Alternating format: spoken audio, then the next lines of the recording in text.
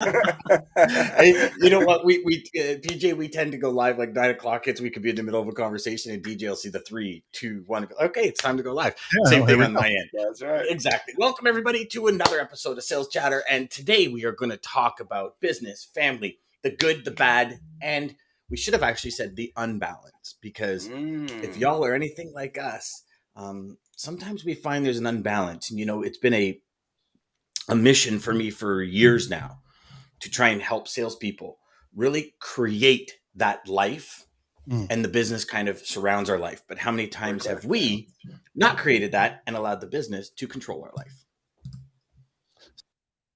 To the HPLS podcast. Live, relevant, and high performance information, conversations, and education weekly.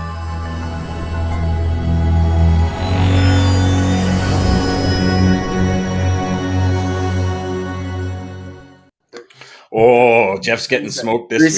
3 seconds. Yeah. 3 seconds. Yeah. There we go. Good morning, everyone.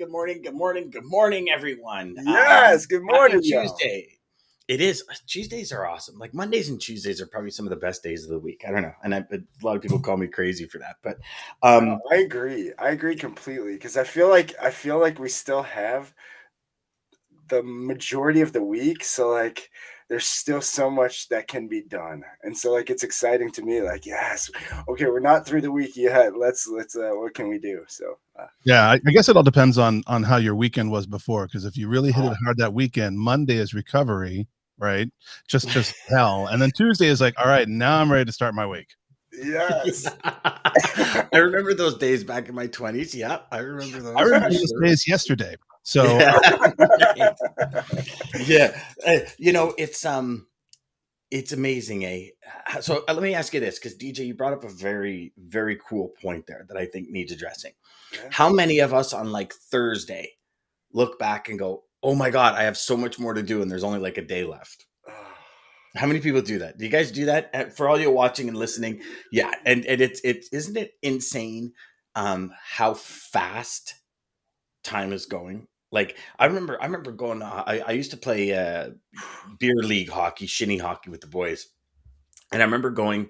This is about 5-6 years ago. I said to one of the guys, I said, like I can't believe how fast the day's going. He goes, Dan, when you hit 40, decades go fast. And I'm like, come on, they do not. And all of a sudden, I'm 45. It's like instantly, it was like, oh my gosh, how did this happen? Like, and you feel it when you go to pick something up and your back goes.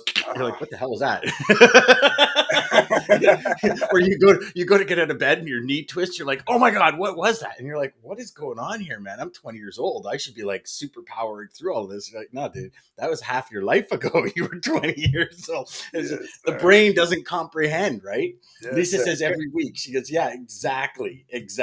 Good morning, everybody. Dave says, exactly, DJ. Good morning, David. So today, we are going to talk about something that probably all of us are horrible at. When we selected the topic, PJ goes, yeah, well, I suck at that, so that'd be a great thing to talk about. It's bringing me in to be an expert on suckage. Exactly. Experts are just people that have a little bit more experience than anyone, and if you can find somebody that's 2 steps ahead of you, tag on to them all day long, because they'll take you where you need to go, as long as they're tagging on to somebody that's 2 steps ahead of them. But this whole, I mean, I don't know. I'm not a big believer of a work-life balance.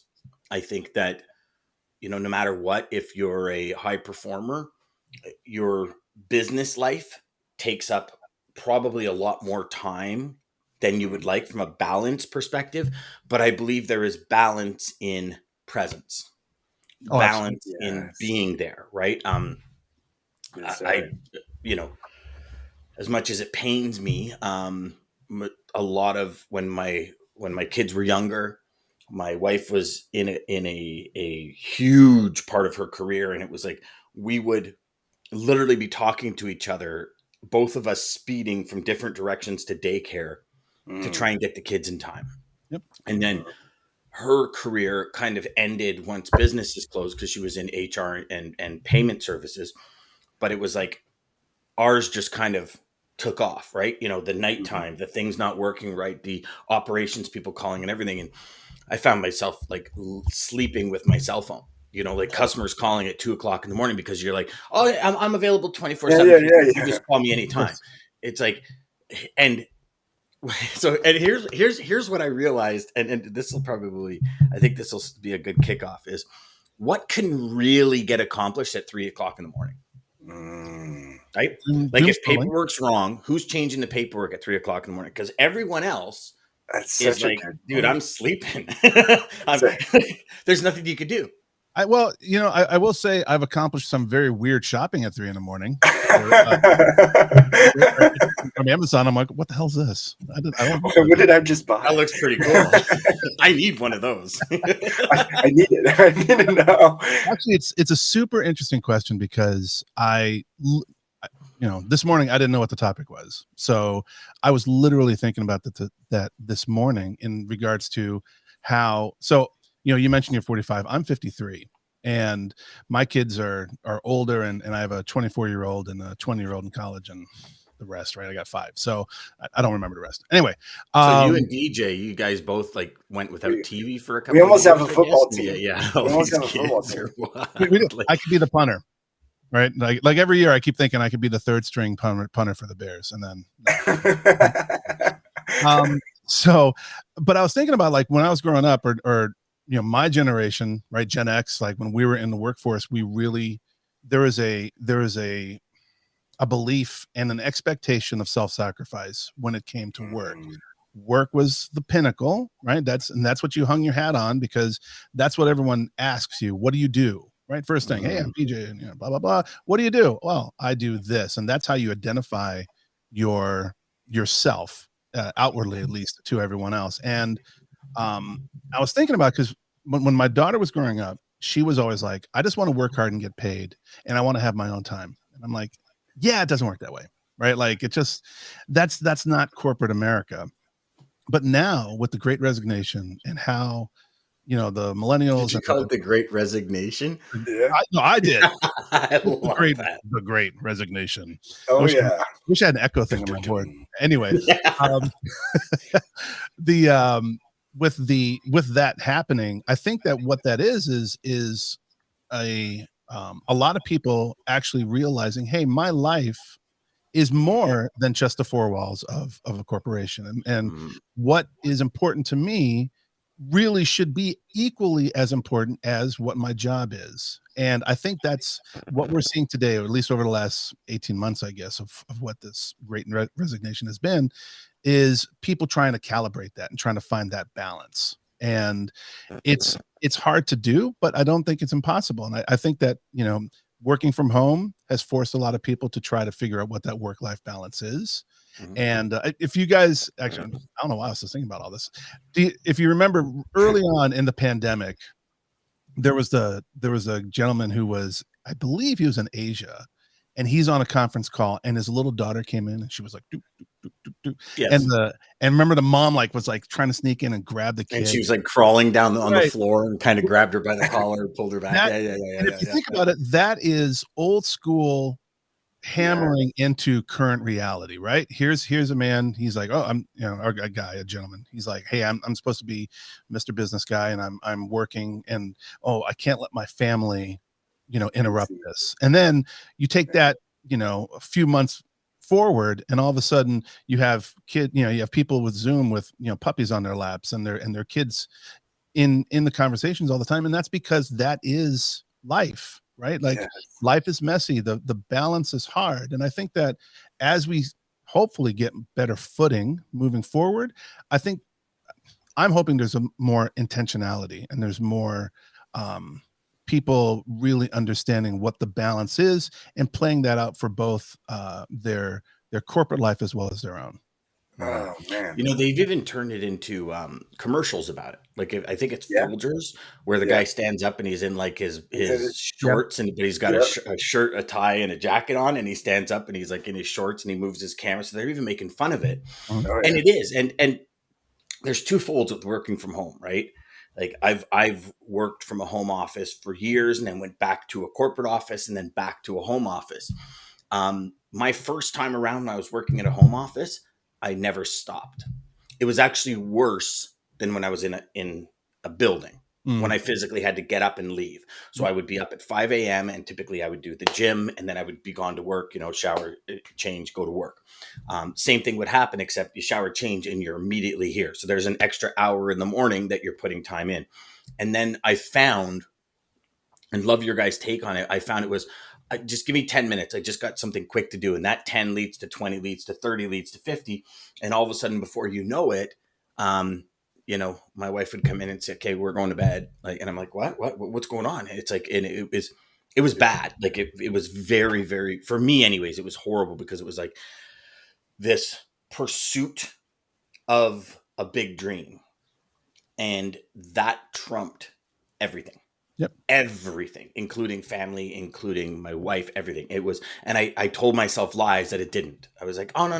It's all good. All good. It's like, we're doing this for the family. It's for you guys that I'm doing all of this. Yep. And, you look back on it now and it's like, how would I ever do that? But that's just the frame you were in. Absolutely. And it's an unconscious sacrifice that you're making, right? Because you're not consciously saying, sorry, sorry, son, sorry, daughter, sorry, wife or husband.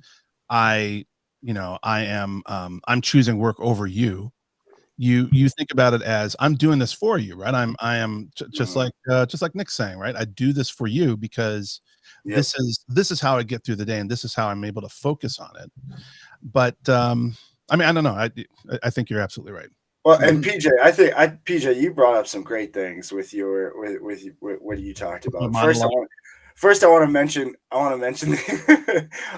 you brought up when you said Great Resignation. One thing that really triggered to me was that, and since we're talking kids, parenting, all of those things, I think this fits perfect. WALL-E.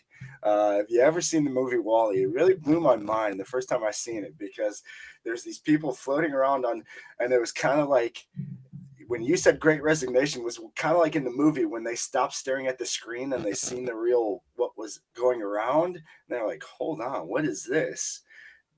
I think in a lot of ways that was like what you're saying parents did with this Great Resignation. They're like, hold on, what is going on with my kids? What is going on at school? What is going on in all this world that I'm not paying attention to? And we got to. Do you think they did that, DJ? Do you think it was more along the lines of schools open, schools closed, schools open, schools closed, and parents finally said, you know what, we need to take this back into our own hands? And yes, well, exactly, the uncertainty, but also stability of children. I think they're forced to see a lot that they're not. That certain parents some parents are really, again, there's a fine mix. There's the helicopter parents that are just all over the kid's ass. There's the parents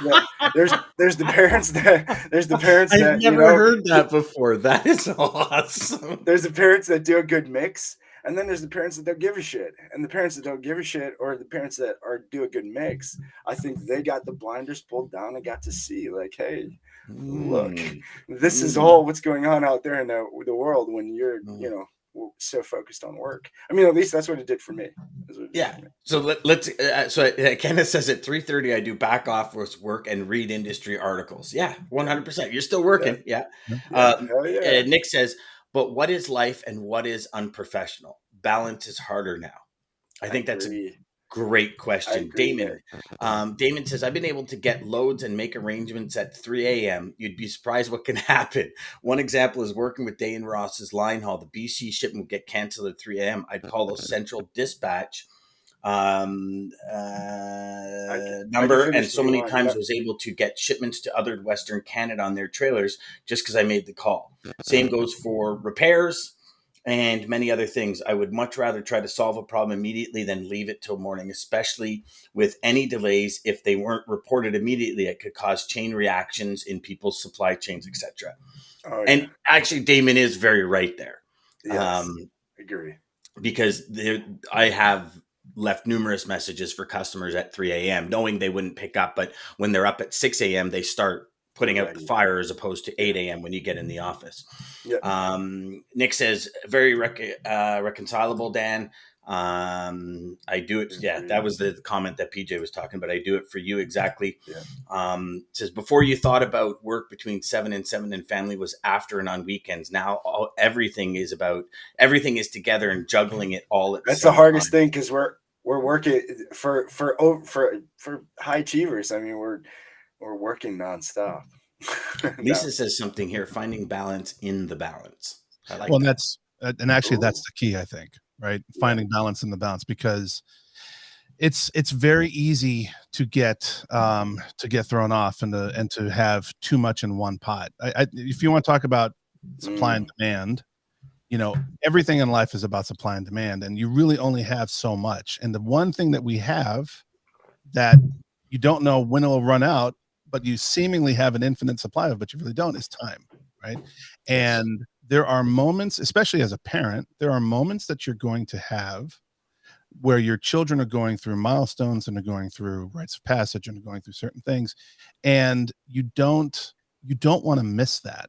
And there's I don't know if there's ever been a successful business person who can look back and say, well, you know what, I made X for my company, but I'm glad I sacrificed that by not seeing my kids play, or by not coaching my kids team, or by not spending time with my children teaching them to read, or whatever, right? There's we have these high expectations of what a business person should be, but all of that is sacrifice of time. And so finding the right balance, just like Lisa said, finding the right balance in the balance, I think, is the key, because you still want to be a great parent. If you brought a child into the world and you're accepting that responsibility, then hopefully you're taking that at the utmost importance and putting as much effort into that as possible. So finding that balance, I think, is something that is hard for people, right? And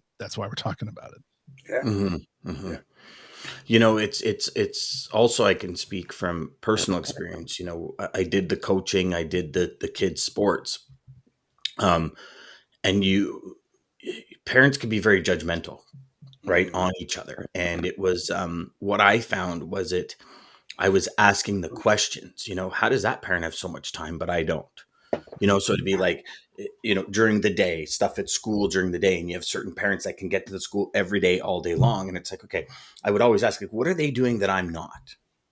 Right. And there was times when it was like, this is BS. How come you know what I mean? And there was all these other thoughts as I was maturing as a parent, as I was growing up and my kids were growing up.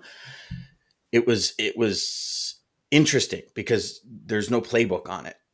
Right. No. And as parents, we, you go to work, like, I sit here and every morning in my agenda, it says, who needs me on my A game today? Right. 99.9% of the time, it's my family. Yep. Yeah. Absolutely. Right. 100%. That's who needs me. And when you ask that question, I find productivity triples. Yeah.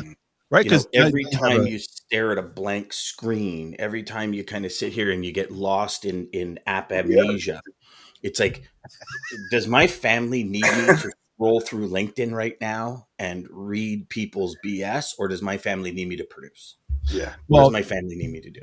Being present is one of the biggest challenges, I that. think, of any parent, right?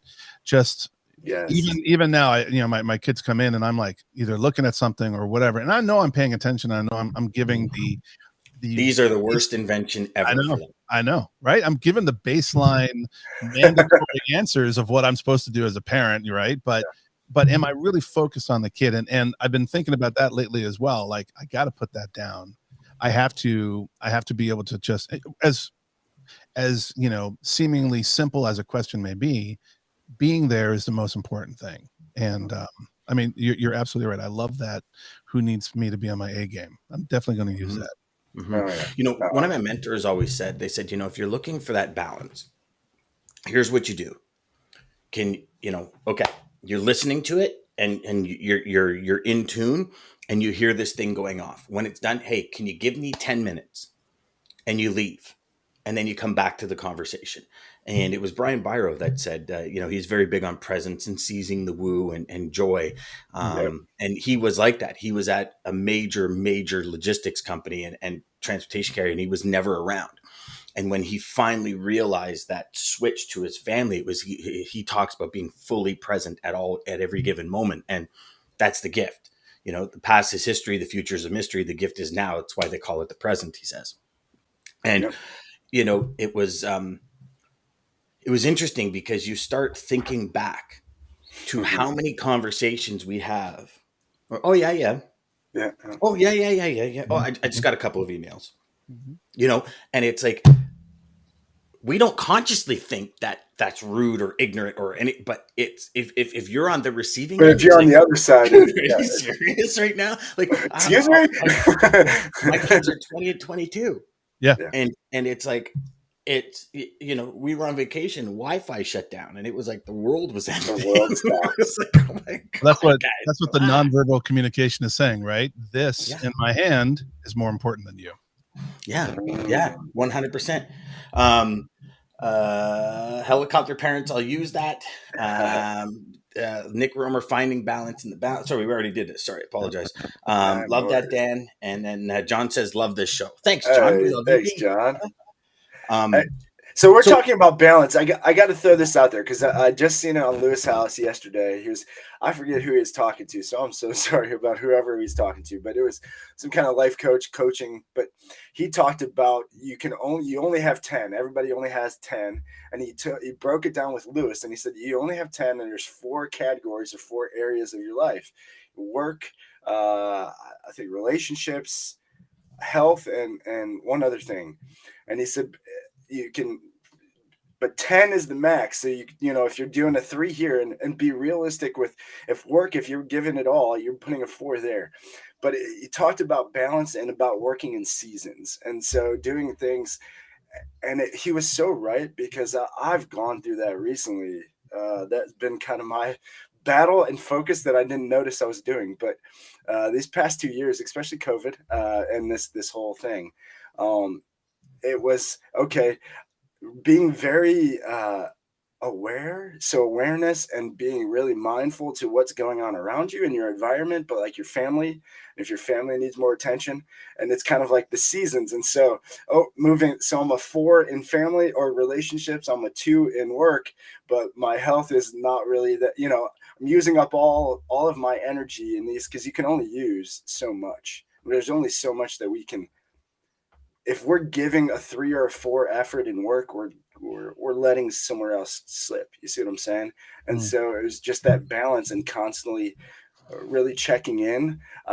In Matthew McConaughey's book, Green Lights, he talks about it a lot too. And it's just checking in on the different levels, checking in on your spiritual bank. I think he calls it a bank, but checking in on the credit. Yeah. And Green Lights, he does. Yeah. Yeah.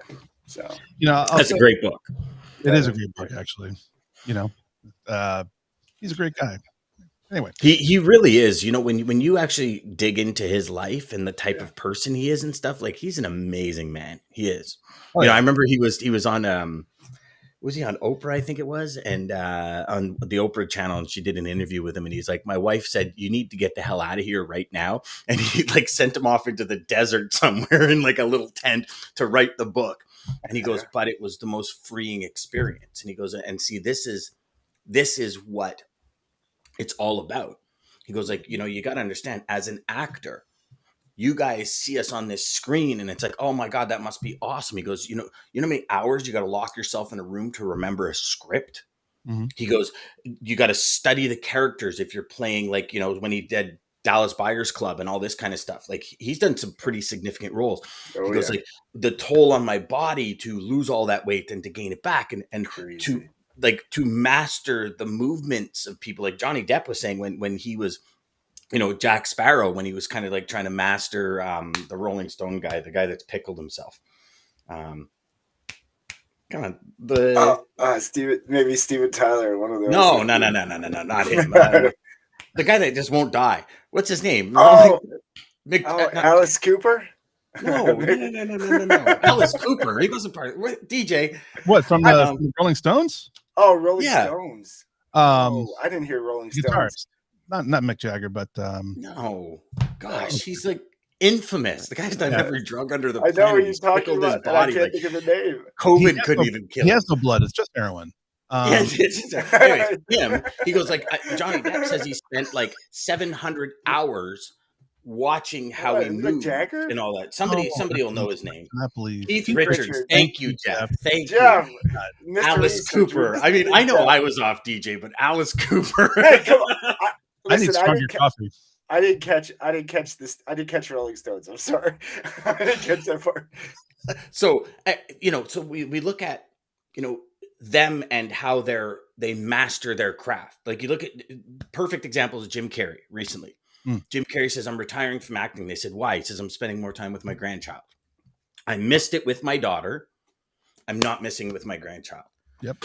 You look at Jim Carrey, you go back, 20 years, Jim Carrey, he would lie in bed and he had $1 million check taped to his ceiling. It's the last thing he saw before he went to sleep. The first thing he saw when he woke up. And he says, I'm going to be an actor and I'm going to get $1 million check.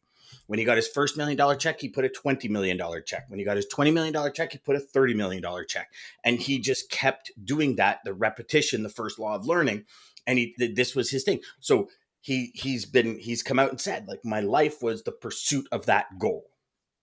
I miss things. I wasn't able to do things. And people think when you have millions of dollars, you're able to do all this stuff. He goes, you just want more and more and more and more and more and more. And when is it enough? And he's finally realized. So he says, I'm done. I'm done. I'm spending all my time with my grandson. We're going to go fishing. And so he's just made this huge shift. And I mean, our industry can chew us up and spit us out easily. Oh, yeah. Easily if we allow it. Right. So it's that, I love that, the balance inside the balance. I don't even know where I was going with that, but probably the fact that Matthew McConaughey went out on his own, secluded with your own thoughts. Because I think when we are together with our own thoughts, that's when things really hit us. Like it's all great and dandy. You're out serving customers and you're doing this. It's when you put your head down on the pillow at night, or when you turn on the shower and you're kind of just sitting in the shower and you're letting the water pour over you. It's those thoughts that can make a huge impact on our life. Well, that's being mindful, right? And mindfulness is a tactic and a tool that I don't think we use enough, right? So definitely. I will do a little shout out to Maggie, because success is not happiness. Happiness is success. Yeah. So true, right? Mm-hmm. So, and also shameless plug for the podcast, which is What the Parent. What I've learned in the many episodes we've done with What the Parent is, if you boil everything down about what people are talking about in regards to parenting or balance or anything, it's all intentionality, right? If that's the one word that comes out of all those discussions, it's intentionality, because you have to be directed in what you're doing and mindful enough to put those energies in what you want to do at the moment, right? So you really got to live in the moment, and you really can't go through life as a bumper car. You want to have your own lane, right? Because a lot of times we get buffeted by whatever's happening in the world, and whether it's whatever happens, it throws us off course, and that's life. But if we try to avoid the small bumps that knock us off course and just kind of keep going, right? Like today, I'm going to be really intentional about helping my son build a computer. And then the next day, I'm going to be really intentional about making sure that my daughter's heard about what she wants to do with her life in college. And I'm going to really spend some time helping her out with that. And I'm going to help my stepdaughter out with whatever she's dealing with. And these are all the things that, and of course, the most important relationship, my wife, I'm going to help her out by trying not to be such an asshole. Anyway, so it's all about being intentional. It's about what you're focused on, and really following through on that. Mm-hmm. When you talk about intention, it's interesting because for decades I've been. You got to be intentional at work. Like when you get on a sales call, you got to be intentional about what you want out of the call, where the call is going to go, intentional about the next step. When you send an email, have intention about what message you're trying to drive. When you do anything, and then as soon as it goes to personal, it's like, hey, yeah, sure. What do you feel like? Oh yeah. And it's like that just vanishes. Yeah. Very true. So it's interesting that you put it like that, because it is, intention drives everything. And when we have intention, we stay on the rails longer absolutely. than when we're just, for lack of a better term, flying by the seat of your pants, Well, it's true. Like, so I look at my son's hockey, right? I started coaching hockey, and what I did with the coaches, the first thing I did with the coaches is I said, okay, here's the intention for the next month. We're going to work on this piece of the game, and then see how the games go, and then work on this piece. And it was like a step by step, but we drove with intention. So every practice, we had the drills down. We had the intention of the drills, and we sat with the kids and said, okay, the intention of this drill, like when you do a ladder drill, the intention is acceleration. Right. So how can you skip to get through faster? So it's like, okay, guys, so if you're going through at X speed, I want you to intentionally speed it up. And if you fall, it's fine. That's what it's meant to do. But it was just a 4-step drill that kind of got that explosive speed, but there was intention behind it. And, geez, that's such a good one, PJ. I think that's the message for the day is intention. I'll take the check in the mail. That's fine. Yeah, definitely. Definitely. DJO, write it today. That's right. And I will tell you, thank you, because it's like you just you guys are always leading this down the right road. Always leading it down the right road. Yes, intention. No. So you're telling me you have a quote for intention? Listen, I can't even believe, but you mentioned intention early when I caught and told you about the Great Resignation. That was the other thing, intention. I mean, we've talked about this. We had a show kind of about this, Dan. But yeah, I think that's the biggest thing. Intention is so, you brought it up. I've heard it from so many people now. Oprah, when she starts every meeting, is what is the intention of this meeting? Because we really need clarity. Like, if we could just find the true intention and get true clarity right away to things, we don't have to waste so much time. And time is really the most crucial damn thing we got. So it is. And if you don't have a goal, and no matter what you're doing, if you don't have a goal, then how do you know when you get there? Right. So, but it doesn't have to be the biggest goal in the world. No. It could be, hey, I'm walking into a sales meeting. My goal today is to find out what their pain points are, what their universal buying motives are, and what can I do to help put my company in the best spot to push forward. Right. Or it could be, hey, I just want my child to feel better today. Right. And how do I get to that? And going through that process and putting focus on that helps drive that forward. Yes. Mm-hmm. Sweet. That is the big message for the day. Intention. Yes, that's right. What are you going to be intentional about today? Write it down. Follow the intention. And you know what? Share with us next week how well your days go when you operate with intention, because I think it's going to change everything. It'll change everything. Mm-hmm. It will. What do we got today, DJ? Tell me you have a quote about intention. Oh my God. Not only do I have a quote about intention, but I have a quote about intention from your guy. So thank you. It's not my guy. Not your guy. Dan's guy. This is Wayne Dyer. This is a Wayne Dyer quote. So thank you everybody for joining us as always, Monday through Friday, 9 a.m. till 9:30 Eastern Standard Time. Join it and start your day right with us. Start it with intention. With the original morning show. And I keep saying that. Yes, sir. Bring it on. The OG morning show right here, right now. American Logistics. Thank you to Centurion Trucking. Thank you to Daman. Thank you to all of our amazing guests. The Queen still has her spot. You were very close this time, Jeff. I think we have to come up with a prize or giveaway. Maggie came up with that idea. Dan, maybe we give something for the first spot. But for first place, winners, yes, yeah. I mean, we could do the top 7 places and get trophies if you want, but I figure we'll just be first. Participation award. Just kidding. All right, y'all. Well, hey, thank you again for everybody. Thank you, PJ. Check out what the parents guys podcast about parenting, just intention, living life the right way. Wayne Dyer, like I said, here it is, guys. Our intention creates our reality. There you go. So true. That's what I was saying. To the HPLS podcast. Live, relevant, and high performance information